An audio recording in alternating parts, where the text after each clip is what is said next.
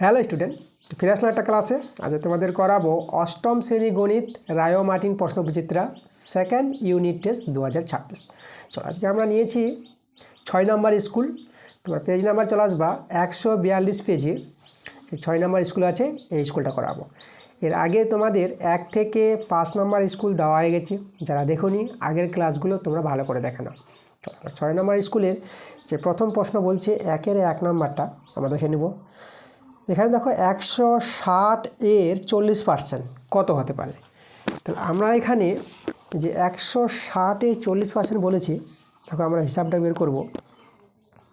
160 আছে না, এর 40% বলতে এর বলতে গুণ, আর এখানে 40% বলতে 40/100। এভাবে তোমরা ভেঙে নেবা। এখানে এর সঙ্গে এই একটা শূন্য কাটাকাটি করো, আর এই শূন্যর সঙ্গে এই শূন্য কেটে দাও। তাহলে আমাদের এখানে থাকলো 16 গুণিত আর 4 থাকলো। 16 4 গুণ করে নাও, আমাদের অ্যান্সারটা হয়ে যাবে 16 4 64। তাহলে আমরা পেয়ে গেলাম অ্যান্সারটা 64। এই যে বলেছিল 160 এর 40% কত হতে পারে, সেটা কিন্তু আমাদের 64 হবে। পরের প্রশ্নটা দেখো, 1-এর 2 নম্বরটা বলছে একটি শরবতে সিরাপ ও জলের অনুপাত দেওয়া আছে, অপর একটি শরবতে সিরাপ ও জলের অনুপাতও দেওয়া আছে। মানে দুটি শরবত আছে যেখানে সিরাপ ও জলের অনুপাত দেওয়া আছে প্রত্যেকটির। কোন শরবতটি বেশি মিষ্টি? তা দেখো বেশি মিষ্টি কোন শরবত, তাহলে এখানে দেখো যে শরবতে সিরাপের পরিমাণটা বেশি থাকবে সেই শরবতটি বেশি মিষ্টি হবে।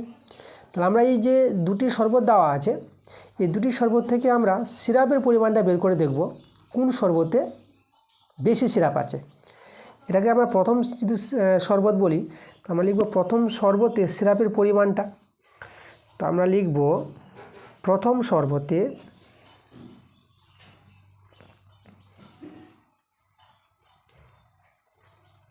শরবতে সিরাপের পরিমাণ। দেখো সিরাপের পরিমাণ বলতে সিরাপের আনুপাতিক ভাগারটা বের হবে, সেই সিরাপের আনুপাতিক ভাগারটাই বের করছি আমরা। প্রথম শরবতে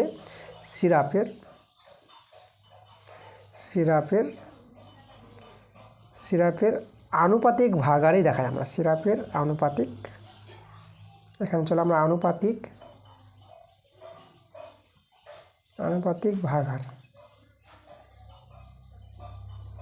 ভাগার সমান। দেখো আনুপাতিক ভাগারটা কীভাবে বের করবা, এখানে প্রথমে সিরাপ আছে, তারপরে জল আছে, মানে সিরাপ 3 জল 5।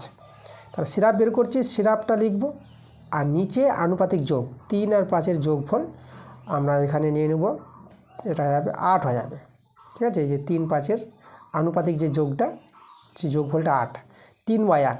মানে প্রথম শরবত থেকে যে সিরাপের যে পরিমাণটা আনুপাতিক ভাগারটা সেটা 3/8 বের করে নিলাম।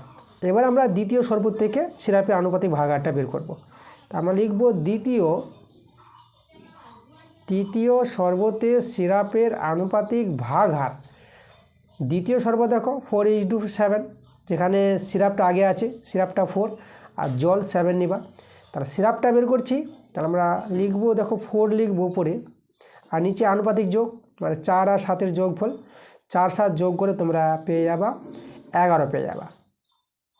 তাহলে এই যে আমাদের দ্বিতীয় শরবতে সিরাপের যদি পরিমাণটা বলি, ধরো এটা আছে, এটা প্রথম শরবতে সিরাপের পরিমাণ আর দ্বিতীয় শরবতে সিরাপের পরিমাণ। তাহলে আমাদের এখানে রয়ে গেল 3/8 প্রথম শরবতের সিরাপ, আর দ্বিতীয় শরবতের সিরাপ 4/11। এবার এখান থেকে দেখতে হবে যে কোনটি বেশি আছে। যেটা বেশি থাকবে সেই শরবতের সিরাপের পরিমাণটা বেশি এবং সেটি বেশি মিষ্টি হবে। তো এখানে আমাদের দেখতে হবে ছোট এবং বড় কোনটি বড় আছে। ছোট বড় দেখার যে নিয়মটা, এই যে দুটি ভগ্নাংশ আছে, কোনটি বড় আছে এদের মধ্যে, সেটার জন্য তোমাদের করতে হবে যেটা, এই যে হরটি আছে না, হরটিকে সমান হর বিশিষ্ট তৈরি করে নাও। সমান হর বলতে আমি যদি ধরো একে 11 দিয়ে গুণ করবো 11টা 88, একে 8 দিয়ে গুণ করবো 11টা 88। চলো হরটাকে সমান করার জন্য দেখো আমি এখানে 11 দিয়ে গুণ করলাম, তাহলে এখানে 11 দিয়ে গুণ করতে হবে। আর এই যে দেখো এটাকে আমি 8 দিয়ে গুণ করবো, এখানে 11টা 88, এখানে 11টা 88, তাহলে এখানে 8 দিয়ে গুণ করতে হবে। তাহলে এবার এটা 11 3 33 আর 11টা 88, এখানে 8 4 32 আর 11টা 88। তাহলে হরটাকে সমান করে নিয়েছি। এবার আমরা লবগুলোকে দেখি বলে দিব কে বড় কে ছোট। এখানে দেখো লবের যে বড়, এই যে 33 আছে, এটা 32, তাহলে 33 32-এর চেয়ে বড়। তাহলে আমাদের এই যে প্রথম যে ভগ্নাংশটা আছে এটাই কিন্তু বড়, তাই এটা বড়, মানে এখানে আমরা বড় দেখতেই পাচ্ছি যে 33/88টা কিন্তু আমাদের বড়, কার চেয়ে? 32/88-এর চেয়ে। হর সমান হলে লবে যে বড় সেই বড় হয়ে যাবে। তাহলে এটা আমাদের ছিল প্রথম শরবতের যে সিরাপের আনুপাতিক ভাগাড়টা। আমরা বুঝতে পারলাম যে প্রথম শরবতে বেশি পরিমাণ কিন্তু সিরাপ আছে প্রথম শরবতে। তা প্রথম শরবতে যদি বেশি পরিমাণ সিরাপ থাকে তাহলে প্রথম শরবতটি কিন্তু বেশি মিষ্টি হবে। তাহলে আমরা যে অ্যান্সারটা লিখব,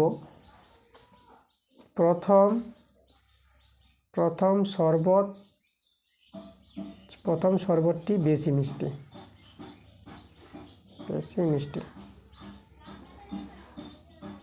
এটাই কিন্তু আমাদের অ্যান্সার। বলেছিল কোন শরবতটি বেশি মিষ্টি, তার প্রথম শরবতটি বেশি মিষ্টি।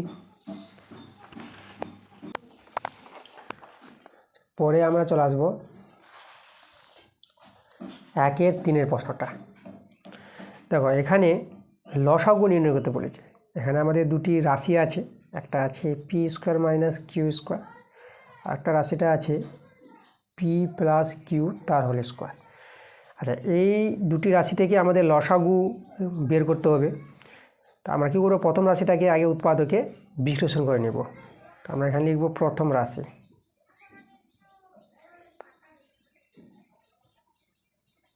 প্রথম রাশিটা আছে P square minus Q square.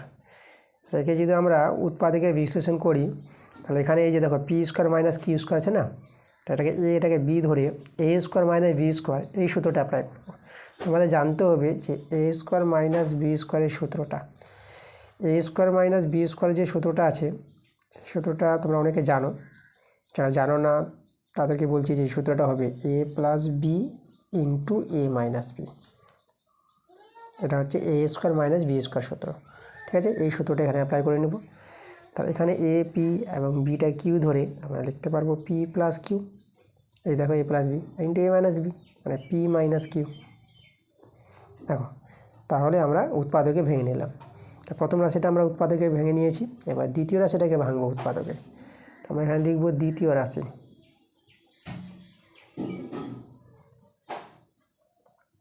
দ্বিতীয় রাশিটা আছে পি প্লাস কিউ তার হোল স্কোয়ার আছে। দেখো একে যদি উৎপাদকে ভাঙাই না, এখানে দেখো এই যে পি প্লাস কিউ তার হোল স্কোয়ার, এটাকে তুমি দুবার লিখতে পারবা, মানে একবার লিখতে পারবা P plus Q into P plus Q. এই যে হোল স্কোয়ার আছে তার জন্য পি প্লাস কিউটা দুবার লিখে দিবা, মানে ওই যে এ স্কোয়ার থাকলে এ গুণিত এ, এই তোমাদের যদি বলেছি তখন এ স্কোয়ারকে তোমরা লিখতে পারবা এ গুণিত এ, মানে এ গুণ করে এ স্কোয়ার। একইভাবে এটা পি প্লাস কিউ হোল স্কোয়ারটাকে তোমরা P plus Q into P plus Q, এই দুজন গুণ করে আবার P plus Q whole square হয়ে যাবে। এভাবে ভেঙে নেবা। আমরা প্রথম রাশি ভেঙে নিয়েছি, দ্বিতীয় রাশি ভেঙে নিয়েছি। এখন আমরা এই দুটি রাশি থেকে দেখো লসাগুটা বের করে দেখাচ্ছি। তোমরা লিখবো অতএব লসাগু। দেখো লসাগুটা নিয়মটা বুঝো লসাগুর। দেখো এখানে দুটি রাশি থেকে কারা মিলছে তাদেরকে আগে দেখো। দেখো পি প্লাস কিউ মিলছে না, তা আমরা পি প্লাস কিউ আগে নিয়ে নিচ্ছি। এই যে আমাদের পি প্লাস কিউ নিয়ে নিলাম। এবার এখানে যদি দেখো যে এই যে পি প্লাস কিউ ছিল আর একটা, এটা কিন্তু মিলছিল না, এটা কিন্তু মিলছে না। তো এখানে লসাগুর ক্ষেত্রে এটা যে মিলছে না, তো এটাকেও আমরা নিয়ে নেব, কারণ পি প্লাস কিউ একটা করে মিলেছে বলে একটা নিয়ে নিলাম। এটা আমাদের বাদ পড়ে যাচ্ছিলো, তো এখানে নাই, তবু কিন্তু এটাকে আমি নিয়ে নেব লসাগুর ক্ষেত্রে। দেখো আমি পি প্লাস কিউ কিন্তু নিয়ে নিলাম।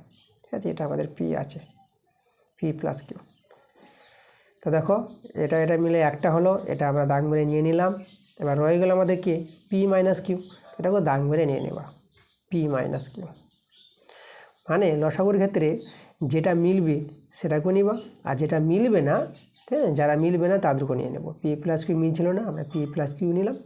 পি মাইনাস কিউ যে একাই ছিল, মিলছিল না, তাহলে আমরা পি মাইনাস কিউ নিয়ে নেব।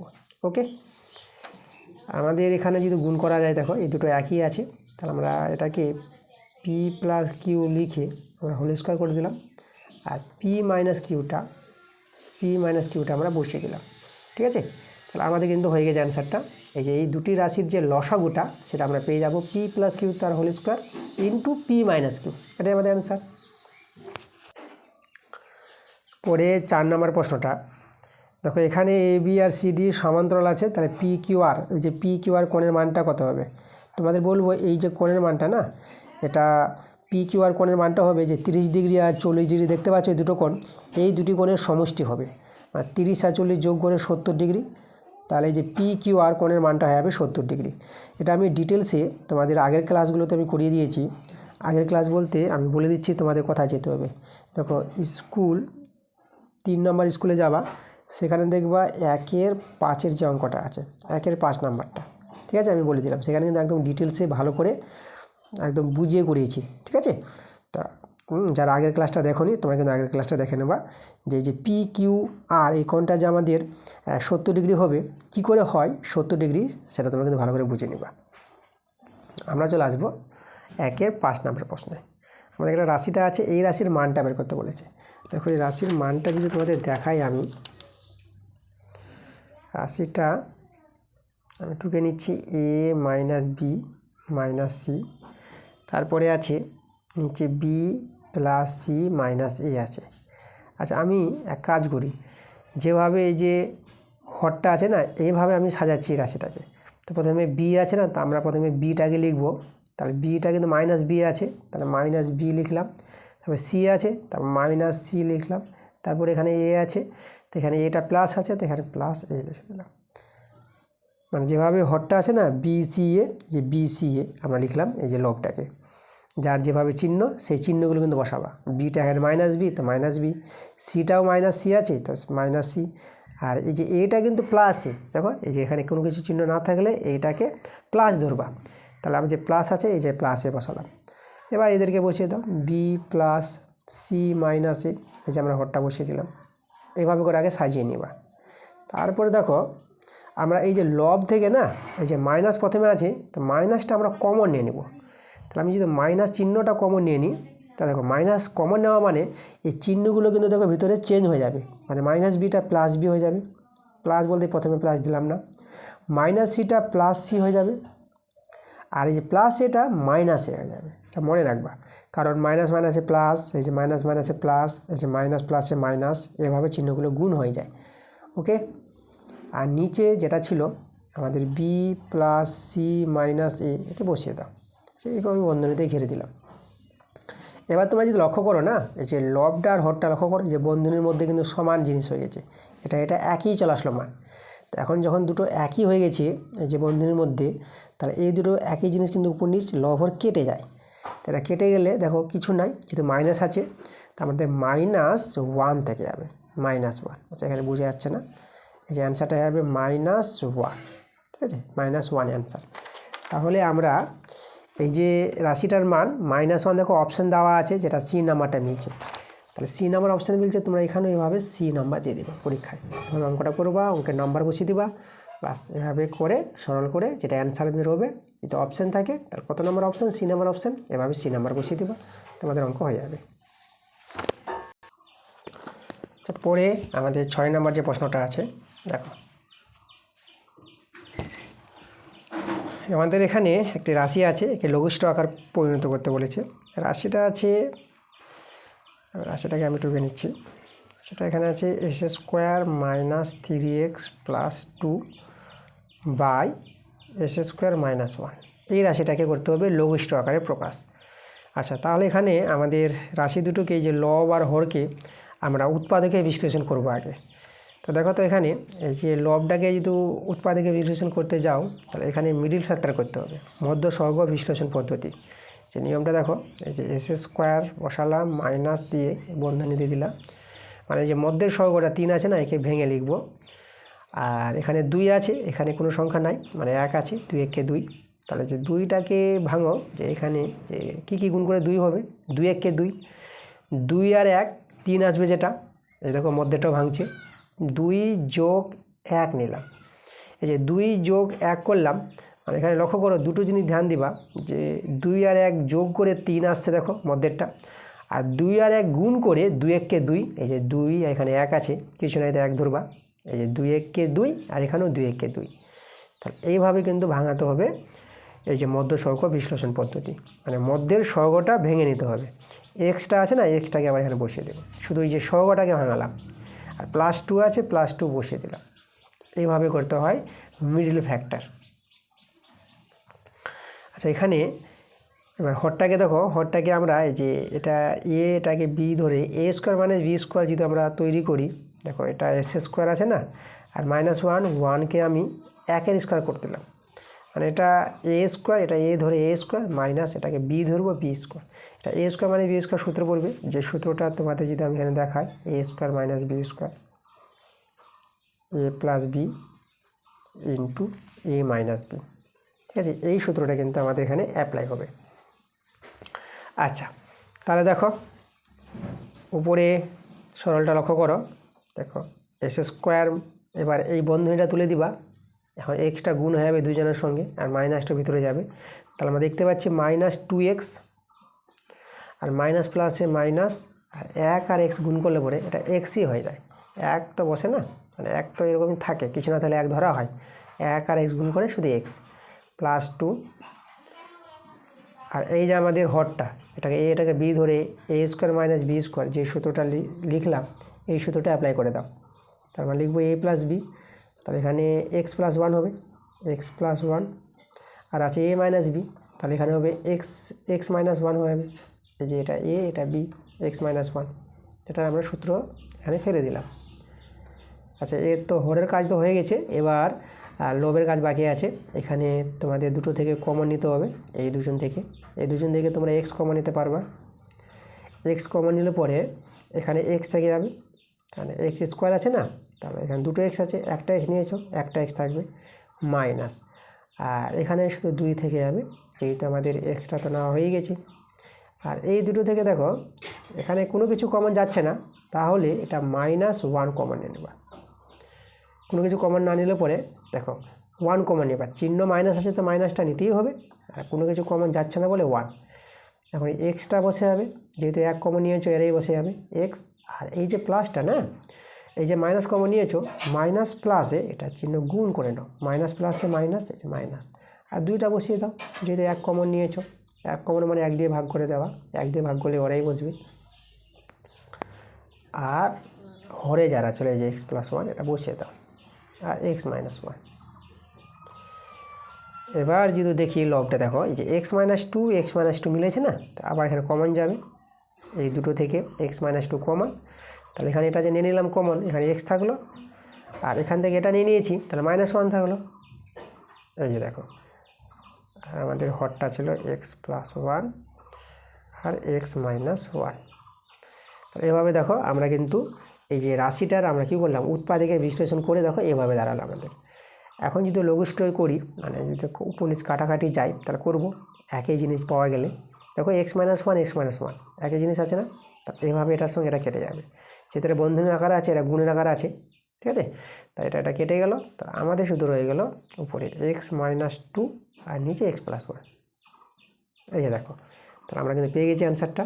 এই যে রাশিটার যে লঘিষ্ঠ আকার আমাদের যে করতে বলেছিল, এই রাশির লঘিষ্ঠ আকার আমরা পেয়ে গেলাম, এটাই কিন্তু আমাদের অ্যান্সার। পরে আমরা চলে আসবো বড় প্রশ্নগুলো। দেখো বড় প্রশ্নগুলোর যে কথাগুলো আমি আগের ক্লাসগুলোতে বলেছি, বড় প্রশ্নগুলো শুধু বইয়ের বাইরের প্রশ্নগুলো করাবো, আর যেগুলো বই থেকে থাকবে সেই প্রশ্নগুলো করাবো না। শুধুমাত্র তোমাদের যে আমি করাই অঙ্কগুলো, এই যে পরের পেজে দেখো 143 পেজের এই যে 8-এর দাগের যে জ্যামিতিক প্রয়োগগুলো আছে, এই জ্যামিতিক প্রয়োগগুলো করিয়ে দেবো। বই থেকে থাকলেও করাবো, আর বইয়ের বাইরে থাকলেও তো আমি করাবোই, ঠিক আছে? আর এখানে এই যে 2-এর দাগের, 3-এর দাগের, 4-এর দাগের, 5-এর দাগের এবং 6-এর দাগের এই যে অঙ্কগুলো আছে, এগুলো সব বই থেকে আছে অঙ্কগুলো। তোমরা এই অঙ্কগুলো বই থেকেই তোমরা পেয়ে যাবা। আর বইয়ের অঙ্কগুলো যদি তোমরা দেখতে চাও, এই বইয়ের অঙ্কগুলোর ক্লাস কিন্তু আমি তোমাদের দিয়ে দিয়েছি, তোমরা এই ক্লাসগুলো পাবা আমার চ্যানেলে ভিজিট করে। তোমরা প্লে লিস্টে যাবা, সেখানে দেখবা যে ক্লাস 8 ম্যাথ বলে প্লে লিস্ট তৈরি করা আছে, সেখান থেকে কিন্তু এই বইয়ের অঙ্কগুলো তোমরা দেখতে পাবা, ঠিক আছে? যাদের প্রয়োজন তোমরা কিন্তু এই ক্লাসগুলো দেখে নেবা। প্রত্যেকটা অধ্যায় ধরে ধরে কিন্তু ক্লাসগুলো দিয়ে দিয়েছি তোমাদের টেক্সট বুক থেকে। ওকে, কোনো সমস্যা হবে না, এই বইয়ের অঙ্কগুলো তোমরা পেয়ে যাবা, আমার চ্যানেলে ভিজিট করে তোমরা পেয়ে যাবা। আমরা এখন চলে আসবো পরের পেজে 143 পেজে। দেখো এই যে 8-এর দাগের জ্যামিতিক প্রয়োগগুলো। এখানে কিন্তু এই যে দেখো যেরকম 7-এর দাগের উপপাদ্যগুলো আছে, এই উপপাদ্য অঙ্কগুলো কিন্তু আমি করিয়ে দিয়েছি তোমাদের, কোনো সমস্যা হওয়ার কথা নয়, ঠিক আছে।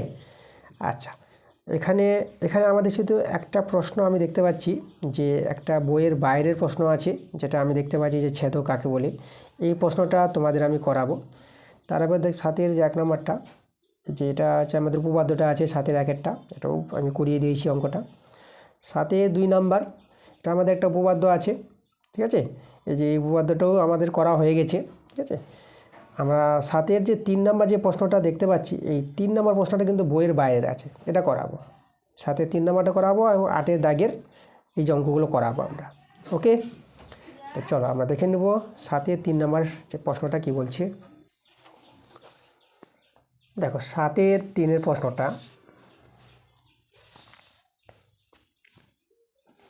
7-এর 3 নাম্বারটা আমাদের বলে যে ছেদক কাকে বলে। আমি তোমাদের ছেদকের সংজ্ঞাটা যদি আমি দেখাই, দেখো ছেদক, প্রথমে আমি ছবিটা যদি এঁকে দেখাই, আমি ধরো দুটি সমান্তরাল সরলরেখা নিয়ে নিলাম, একটা AB, এখানে সমান্তরাল নাও হতে পারে, আর একটা CD নিয়ে নিলাম, ঠিক আছে। মানে দুটি সরলরেখা নিলাম। এই দুটি সরলরেখাকে কোনো একটি সরলরেখা, এই যে আমাদের একটি সরলরেখা যেটাকে EF নাম দিলাম, EF, যে AB ও CD এই দুটি সরলরেখাকে অপর একটি সরলরেখায় যে EF সরলরেখা ছেদ বা ভেদ যদি করে, ঠিক আছে, সেই দুটি সরলরেখাকে, তাহলে EF সরলরেখাটাকে আমরা বলবো ছেদক বা ভেদক, ঠিক আছে। তাহলে এই অনুসারে আমি কিন্তু সংজ্ঞাটা লিখব। এখানে আমরা লিখব যে AB সরলরেখার জন্য এভাবে দিলাম, AB ও CD সরলরেখা দুটিকে, সরল রেখা দুটিকে অপর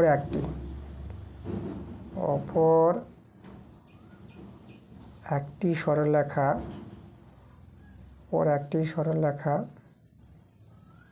সরলরেখা যেটা আমি EF নিয়েছি, EF, এই EF সরলরেখা ছেদ বা ভেদ, ঠিক আছে। এই যেখানে ছেদ করেছে বা ভেদ করেছে, ছেদ বা ভেদ করলে, বা ছেদ করলে তোমরা লিখতে পারো, করলে সেই EF, এই যে EF যে সরলরেখাটা আছে, এই EF সরলরেখাকে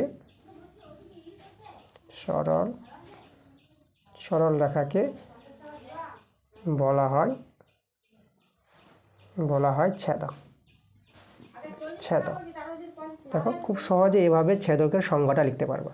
মানে AB ও CD সরলরেখা দুটিকে অপর একটি সরলরেখা, এই যে EF সরলরেখা যদি ছেদ করে যায়, তাহলে EF সরলরেখাটাকে বলা হয় ছেদক বা ভেদক, ঠিক আছে। ছেদকও বলতে পারো, ভেদকও বলতে পারো। এই যে ছেদ বা ভেদ করলে, আমরা দুটোই বলেছি, তোমরা চাইলে ছেদ করলে লিখতে পারো, ঠিক আছে। আমাদের ছেদকের সংজ্ঞাটা আমি দিয়ে দিলাম। এবার এখানে সদৃশ্যকোণী ত্রিভুজ কাকে বলে এটা বলেছে। চলো আমরা এখানে সদৃশ্যকোণী ত্রিভুজ দেখাবো। সদৃশ্যকোণী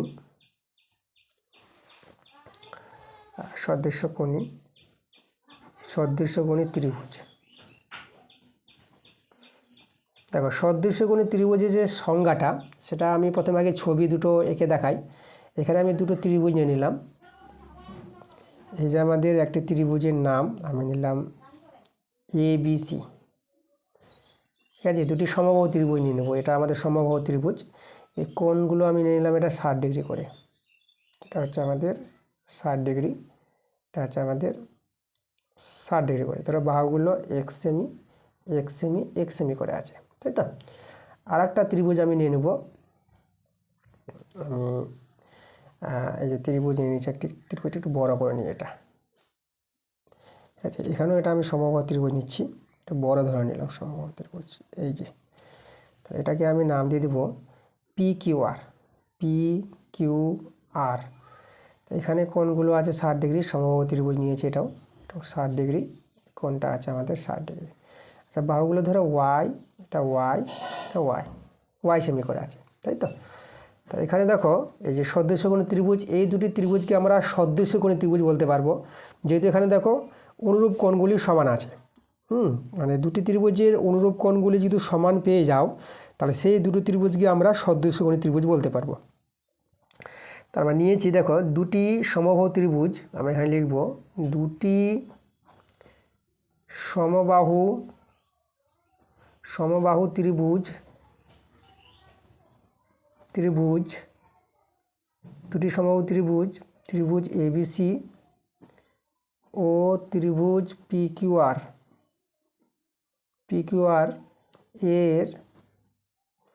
এর অনুরূপ কোণগুলি এর যদি আমি দেখাই, এভাবে দেখিয়ে দিচ্ছি। দেখো এ কোণের সঙ্গে পি কোণটা সমান আছে, আর বি কোণের সঙ্গে এই যে বি কোণটার সঙ্গে কিউ কোণটা সমান আছে,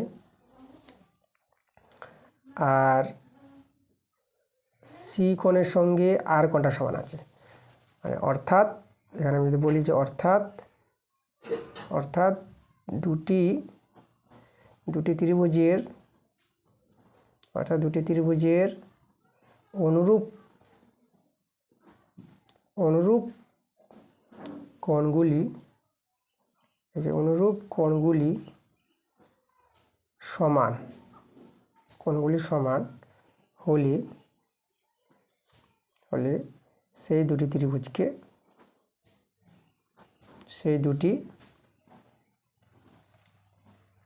ত্রিভুজকে সদৃশ্যকোণী, এটা আমাদের যে সদৃশ্য দেখো যেটা লিখেছে এখানে, যে সদৃশ্যকোণী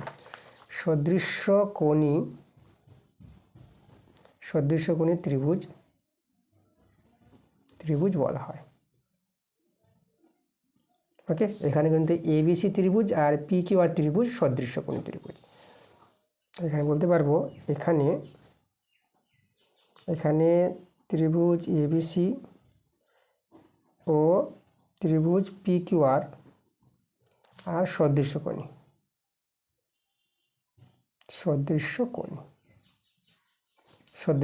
ঠিক আছে, এই দুটি ত্রিভুজ সদৃশ্যকোণী। তাহলে এভাবে তোমরা সদৃশ্যকোণী ত্রিভুজের সংজ্ঞাটা তোমরা সহজে দিতে পারবা। যে কোনো দুটি ত্রিভুজের দেখো বাহু অসমান হতে পারে, কিন্তু কোণগুলি যদি সমান থাকে তাহলে সেই দুটি ত্রিভুজকে আমরা সদৃশ্যকোণী ত্রিভুজ বলতে পারবো। মানে অনুরূপ কোণগুলো সমান আছে, এর সঙ্গে এর সমান, এর সঙ্গে এর সমান, এর সঙ্গে এর সমান, তাহলে এই দুটি ত্রিভুজ কি সদৃশ্যকোণী ত্রিভুজ। এরপরে দেখো তারপরে এখানে একটি চিত্র অঙ্কন করে একান্তর কোণ আর অনুরূপ কোণগুলি বুঝিয়ে দিতে বলেছে। তাহলে আমরা এবার দেখাবো যে একান্তর কোণ এবং অনুরূপ কোণ। তাহলে এখানে আমি দেখাচ্ছি যে একান্তর কোণ ও অনুরূপ কোণ।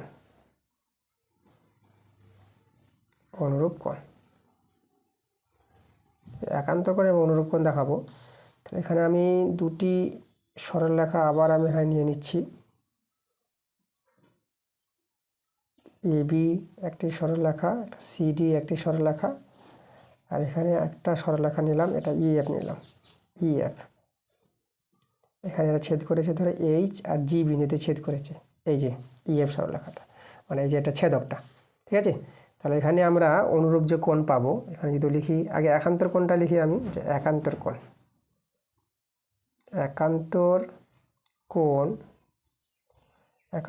কোণগুলি দেখো, একান্তর কোণগুলি যদি আমি দেখাই, দেখো আমি কোণগুলিকে যদি নাম উল্লেখ করে দিই, যে এই কোণটা ধরো এক কোণ, এই কোণটাকে এটাকে আমি 2 কোণ দিয়ে দিলাম, এটাকে আমি 3, এই কোণটাকে ধরো 4 কোণ, এই কোণটাকে 5 কোণ, এই কোণটাকে আমি 6 কোণ, এটাকে ধরো 7, আর এদিকের কোণটা ধরো 8, এই কোণগুলোর নাম দিলাম। তাহলে একান্তর কোণগুলি যে হবে আমাদের কারা হবে, দেখো এই যে একান্তর কোণগুলি হবে যেরকম এক কোণের সঙ্গে 3 কোণ, এই যে 1 কোণ আর 3 কোণ, এরা একান্তর কোণ হবে।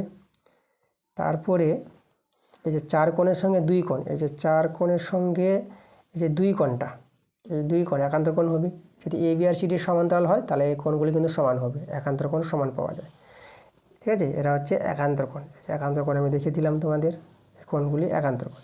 এবার যদি বলি অনুরূপ কোণগুলি, যদি বলি অনুরূপ কোণগুলি যদি আমি দেখাই, তো অনুরূপ কোণ দেখো এই যেরকম 4 কোণের সঙ্গে এই যে 6 কোণটা, এই কোণটা অনুরূপ কোণ, মানে এইদিকে মানে একই দিকে যাচ্ছে দেখো, তাহলে এখানে আমরা বলতে পারবো 4 কোণের সঙ্গে 6 কোণটা অনুরূপ কোণ পাবো, এবং 1 কোণের সঙ্গে 5 কোণটা, এই কোণটা আর এই কোণটা অনুরূপ, দেখো একই দিকে আসছে। তাহলে 1 কোণের সঙ্গে আমি 5 কোণটাকে অনুরূপ কোণ বলতে পারবো, ঠিক আছে। তারপরে এই যে 3 কোণটার সঙ্গে 7 কোণটা, 3 কোণটা এইদিকে 7 কোণটা এইদিকে, তাহলে একই কোণ। তাহলে এখানে 3 কোণটার সঙ্গে 7 কোণটা হবে অনুরূপ কোণ, মানে এখানে জোড়া জোড়া কিন্তু কোণগুলো পাওয়া যাবে অনুরূপ কোণ জোড়া জোড়া, ঠিক আছে। আর 2 কোণটার সঙ্গে এদিকে যে 8 কোণটা আছে, এই কোণটাকে 8 নাম দিয়েছি, তাহলে 2 কোণটার সঙ্গে 8 কোণটা হবে অনুরূপ কোণ।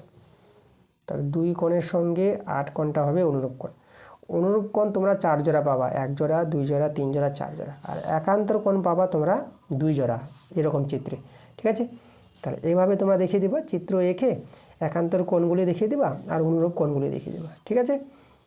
এখানে যে এইচ আর জি নাম দিয়েছি, এইচ আর জির নামটা না দিলেও হবে, আমরা 1 কোণ 2 কোণ 3 কোণ 4 কোণ এভাবে কোণগুলির নাম দিয়ে দেবো, ঠিক আছে। তাহলে এই চলো আমাদের 7-এর 3-এর প্রশ্নটা। চলো পরে আমরা যে 8-এর দাগের জ্যামিতিক প্রয়োগগুলো আছে, চলো আমরা 8-এর দাগেরগুলো করাই। 8-এর 1 নম্বরটা দেখো। আচ্ছা, 8-এর 1-এর প্রশ্নটা আমরা আগের ক্লাসে কিন্তু করে দিয়েছি। এই প্রশ্নটা তোমরা পেয়ে যাবা, আমি বলে দিচ্ছি কোথায় পাবা। সেটা তোমরা পাবা, দেখবা যে 3 নম্বর স্কুলে যাবা, 3 নম্বর স্কুল, সেখানে দেখবা 8-এর 2 নম্বর যে প্রশ্নটা আছে, ঠিক আছে। 8-এর 1 নম্বরটা 3 নম্বর স্কুলে 8-এর 2-এর প্রশ্নটা তোমরা দেখে নিবা। যারা দেখেছো ভালো, আর যারা দেখোনি তোমরা কিন্তু এই যে আগের ক্লাস যেটা বললাম 3 নম্বর স্কুল, সেখান থেকে 8-এর 2 নম্বর প্রশ্নটা আছে দেখে নেবা। এই জন্য আমি বলছি যে তোমরা প্রথম থেকে ক্লাসগুলো দেখো, প্রথম থেকে ক্লাসগুলো দেখলে কোনো সমস্যা হবে না। আমরা চলে আসবো 8-এর 2 নম্বর প্রশ্নে। 8-এর 2 নম্বর প্রশ্নটা আমরা করাবো। দেখো 8-এর 2-এর প্রশ্নটা কি বলছে আমাদের। প্রমাণ করতে বলেছে একটি সমদ্বিবাহু ত্রিভুজের শীর্ষকোণের সমদ্বিখণ্ডক ভূমিকে লম্বভাবে সমদ্বিখণ্ডিত করে। চলো আমরা ছবিটা তৈরি করে প্রশ্নটা ভালো করে বুঝি। সমদ্বিবাহু ত্রিভুজ বলেছে, তাহলে আমি একটি সমদ্বিবাহু ত্রিভুজ তৈরি করব। দেখো সমদ্বিবাহু ত্রিভুজ, যে ত্রিভুজে দুটি বাহু দৈর্ঘ্য সমান হয় সেই ত্রিভুজকে আমরা বলি সমদ্বিবাহু ত্রিভুজ। আমরা এখানে এই যেভাবে আমি যে ত্রিভুজটা নিলাম এ বি সি, এখানে A B R A C এই দুটি বাহুকে আমি সমান ধরে নিলাম। তাহলে এখানে আমি লিখছি, দেখো যে ধরি, দেখো এখানে এ বি সি তো আমরা ত্রিভুজ ধরেছি, তো চলো আমরা লিখব ধরি এ বি সি, ধরি ত্রিভুজ এ বি সি, ত্রিভুজ এ বি সি এর যেহেতু ত্রিভুজটা সমদ্বিবাহু ত্রিভুজ আছে, তাই দুটি বাহু সমান হবে, এ বি আর এ সি সমান, এর এ বি সমান সমান এ বি সমান সমান এসি, এসি, ঠিক আছে। তা ত্রিভুজ এবিসি এর এ বি সমান সমান এসি, এটা হচ্ছে সমদ্বিবাহু ত্রিভুজ, যেটা প্রশ্নে বলে দিয়েছে। আচ্ছা, তাহলে এখানে দেখো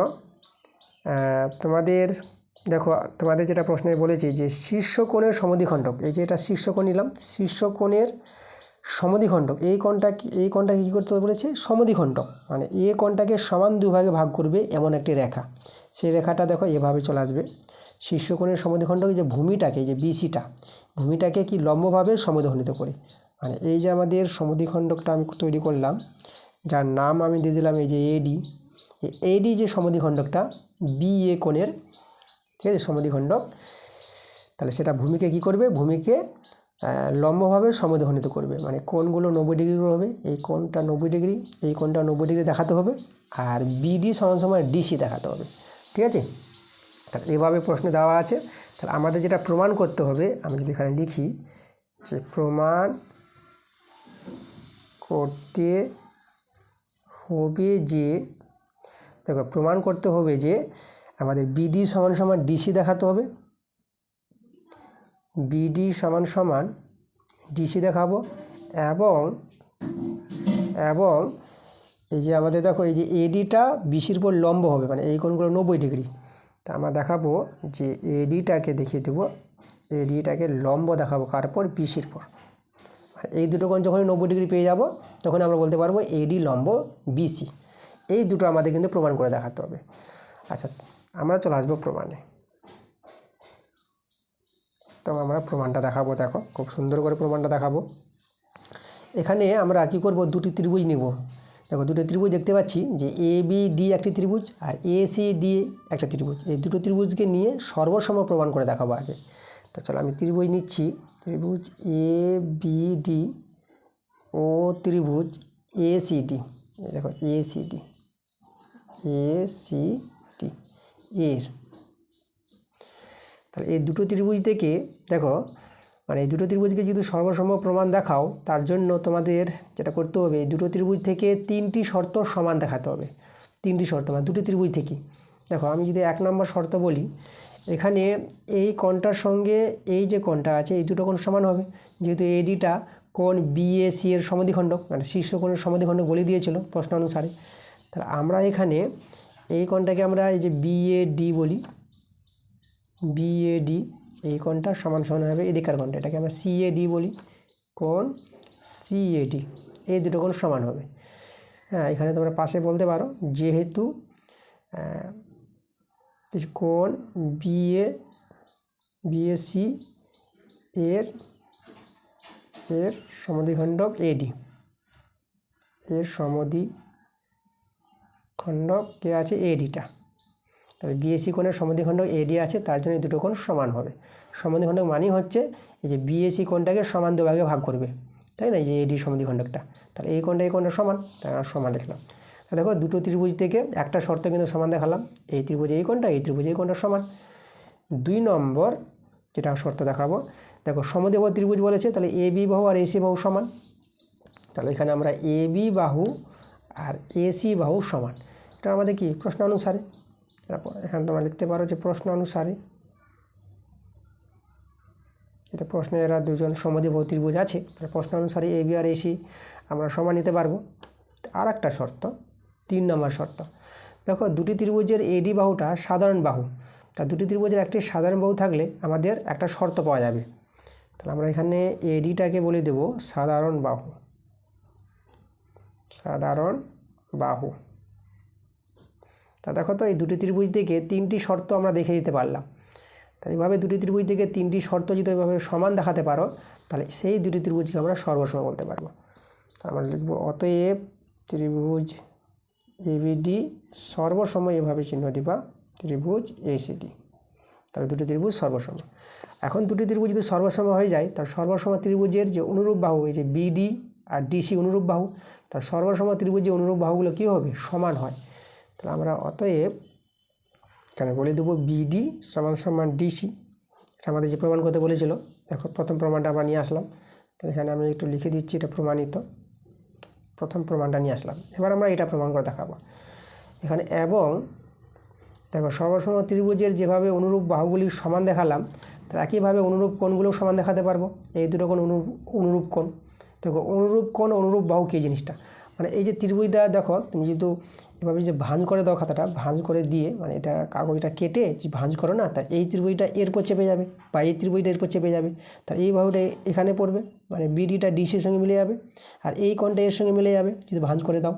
তাহলে এই যেভাবে মিলে যাওয়া জিনিসগুলোকে বলা হয় অনুরূপ, তাই না। এই যে অনুরূপ বাহু অনুরূপ কোণ, তার সর্বসম ত্রিভুজে অনুরূপ বাহু সমান হয় আর অনুরূপ কোণ দুটিও সমান হয়। তাহলে এই কোণটার সঙ্গে এই কোণটা সমান, এই কোণের নাম আমরা বলবো এডিবি, কোণ এডিবি সমান সমান, আর এদিকার কোণের নাম বলবো এডিসি, এই যে অনুরূপ সর্বসম ত্রিভুজের অনুরূপ কোণ সমান। তোমরা পাশে বলতে পারো সর্বসম ত্রিভুজে অনুরূপ বাহু সমান, সর্বসম ত্রিভুজে অনুরূপ কোণ সমান, ঠিক আছে, না লিখলেও কোনো যায় আসে না। আচ্ছা, তাহলে আমরা সমান দেখালাম। এখন এই দুটো কোণকে 90 ডিগ্রি দেখাবো। এই দুটো কোণকে যে 90 ডিগ্রি দেখাতে পারি, তাহলে আমরা এডি লম্ব বিসি বলতে পারবো। তখন দ্বিতীয় প্রমাণটা চলে আসবে। তা এবার দেখো এটা 90 ডিগ্রি কী করে দেখাবো। দেখো এই যে বিসি সরলরেখাংশের উপর এই যে ডিএটা দণ্ডায়মান হয়েছে এবং এই দুটি কোণ সমান। তাহলে এখানে দেখো এই দুটি কোণের সমষ্টি হয় 180 ডিগ্রি। দুটি কোণের সমষ্টি 180 ডিগ্রি হলে পরে, তাহলে দেখো তো, আর দুটি কোণ সমান থাকলে প্রত্যেকে 90 ডিগ্রি করে হবে। তাহলে আমি এখানে দেখাবো যে যেহেতু বিসি সরল রেখাংশের উপর ডিএ দণ্ডায়মান, দণ্ডায়মান। দেখো এই যে বিডি যে সরলরেখাংশটা আছে এরপর ডি এ দণ্ডায়মান, তো এভাবে দণ্ডায়মান হওয়ার জন্য এই দুটো কোণের যোগফল 180 ডিগ্রি পাবা, এক সরল কোণ। ঠিক আছে, এই যে বিসি যে সরলরেখাংশ আছে তার কোণটা কি হয়, এক সরল কোণ হয়। তাহলে এখানে আমরা দিই যে দুটো কোণ, এই দুটো কোণের সমষ্টি মানে কোণ এডিবি প্লাস কোণ এডিসি, এই দুটো কোণের যোগফল পেয়ে যাব 180 ডিগ্রি। এবার দেখো এই দুটো কোণ তো সমান, তাহলে আমরা এই যে এখানে এডিবি লিখলাম, এই এডিসি জায়গায় এডিবি লিখতে পারবো। তাহলে আমি দেখো এই এডিসি জায়গায় আমি এডিবি লিখে দিলাম, এডিবি লিখে দিলাম, যেহেতু দুটো কোণ সমান আছে 180 ডিগ্রি। এবার যখন দুটো কোণ একই হয়ে গেছে তাহলে আমরা টু কোণ এডিবি লিখতে পারবো, একটা কোণ দুটো কোণ, এটা 180 ডিগ্রি, 2 দিয়ে কাটাকাটি করে দাও, এটা হয়ে গেল 90 ডিগ্রি। তাহলে বা কোণ এডিবি সমান সমান দেখো আমরা পেয়ে যাব 90 ডিগ্রি। তাই এই যে আমরা যেটা বলছিলাম যে এই যে দেখো এডিবি কোণটা আমরা কিন্তু 90 ডিগ্রি পেয়ে গেলাম, আর দুটো কোণ সমান, তাহলে এই কোণটাও 90 ডিগ্রি। তাহলে আমরা অতএব দিয়ে বলতে পারবো এডিসি কোণটা, এই যে এডিবি 90 ডিগ্রি, তাহলে এডিসি 90 ডিগ্রি, তাহলে আমরা পেয়ে যাব এডিসি 90 ডিগ্রি পেয়ে গেলাম। তাহলে অতএব দিয়ে এখন বলতে পারবো এই যে এই দুটো কোণ যদি 90 ডিগ্রি হয়ে যায় তা নিশ্চয়ই এডিটা বিসির উপর লম্ব আছে, তা আমরা বলবো এডি লম্ব পিসি। তাহলে আমাদের কিন্তু চলে আসলো যেটা বলেছিল এখানে প্রশ্নে, এই যে একটি সমদ্বিবাহু ত্রিভুজের শীর্ষকোণের সমদ্বিখণ্ডক ভূমিকে লম্বভাবে সমদ্বিখণ্ডিত করে। তাহলে এই যে দেখো সমদ্বিবাহু ত্রিভুজের শীর্ষকোণের যে সমদ্বিখণ্ডকটা এডিটা এই ভূমিটাকে লম্বভাবে সমদ্বিখণ্ডিত করেছে। দেখো বিডি সমান সমান ডিসি আমরা পেয়েছি, এটা প্রমাণ দেখালাম, আর এডিটা বিসির উপর লম্ব। তাহলে আমরা জাস্ট শুধু এখানে প্রমাণিত লিখে দাও, আর কোনো কিছু করার প্রয়োজন নাই। ওকে, যেভাবে আমরা এখানে বলেই দিয়েছি এটা প্রমাণ করতে হবে। তাহলে এই ছিল কিন্তু 8-এর এই যে 2-এর যে জ্যামিতিক প্রয়োগটা। দেখো জ্যামিতিক প্রয়োগগুলো আমি তোমাদের সুন্দরভাবে করিয়ে দেবো, কারণ জ্যামিতিক প্রয়োগগুলো তোমাদের সমস্যা হয়, এই জন্য জ্যামিতিক প্রয়োগগুলো বই থেকে থাকলেও করাবো, আর বইয়ের বাইরে থাকলে তো আমি করাবোই। বইয়ের বাইরের কোনো অঙ্ক আমি ছাড়ছি না, এই যে অঙ্কগুলো যে বলে দিলাম যে বই থেকে আছে বলে কিন্তু ছেড়েছি, যদি বইয়ের বাইরে থাকতো তাহলে কিন্তু আমি করিয়ে দিতাম। ঠিক আছে, যেরকম দেখো 7-এর দাগের এখানে যে উপপাদ্যগুলো থাকে, কিন্তু এখানে 7-এর 3 নম্বরে কিন্তু বইয়ের বাইরে ছিল, তোমাদের কিন্তু আমি করিয়ে দিলাম। তা বইয়ের বাইরের অঙ্ক কিন্তু আমি ছাড়বো না, তোমাদের কোনো সমস্যা নাই। আর বইয়ের অঙ্কগুলো ছাড়ছি, যেটা আমি প্রথমেই বললাম যে বইয়ের অঙ্কগুলো ছাড়ার যে উদ্দেশ্য, যে বইয়ের অঙ্কগুলো কিন্তু তোমাদের ক্লাস আমি দিয়ে দিয়েছি, বইয়ের অঙ্কগুলো সব করিয়ে দিয়েছি তোমাদের। তো একটা চ্যাপ্টার বাকি আছে, সেই চ্যাপ্টারগুলো তোমাদের করিয়ে দেবো। তো যে অঙ্কগুলো আমি ছাড়লাম সেই অঙ্কগুলো কিন্তু করিয়ে দিয়েছি। এই অঙ্কগুলি দেখতে চাও বইয়ের অঙ্কগুলো, যেটা তোমরা আবার বলবো আমি, আমার চ্যানেলে ভিজিট করে তোমরা প্লে লিস্টে চলে যাবা, সেখানে ক্লাস 8 ম্যাথ বলে প্লে লিস্ট তৈরি করা আছে, সেখান থেকে তোমরা এই যে বইয়ের অঙ্কগুলো দেখতে পাবা। ঠিক আছে, যারা বইয়ের অঙ্কগুলোর ক্লাস আমার দেখোনি, তোমরা কিন্তু ভালো করে বইয়ের অঙ্কগুলোর ক্লাস দেখে নাও, তোমরা কিন্তু ভালো অঙ্ক বুঝতে পারবা। ঠিক আছে, তাহলে এই ছিল আমাদের আজকের ক্লাস। আজকে আমরা নিয়েছিলাম 6 নম্বর স্কুল। 6 নম্বর স্কুল দেখো সম্পূর্ণ পাঠ তোমাদের করিয়ে দিলাম। আজকে ক্লাসটা যদি ভালো লাগে অবশ্যই তোমাদের ভিডিওতে লাইক করতে হবে এবং ভিডিওটা বন্ধুদের কাছে শেয়ার করে দিতে হবে। এবং যারা নতুন আছো, যারা এখনও পর্যন্ত আমার চ্যানেলটাকে সাবস্ক্রাইব করোনি, তোমরা তাড়াতাড়ি করে আমার চ্যানেলটাকে সাবস্ক্রাইব করে নাও আমার এরকম ক্লাস পাওয়ার জন্য। তো ঠিক আছে, তোমরা সবাই ভালো থেকো।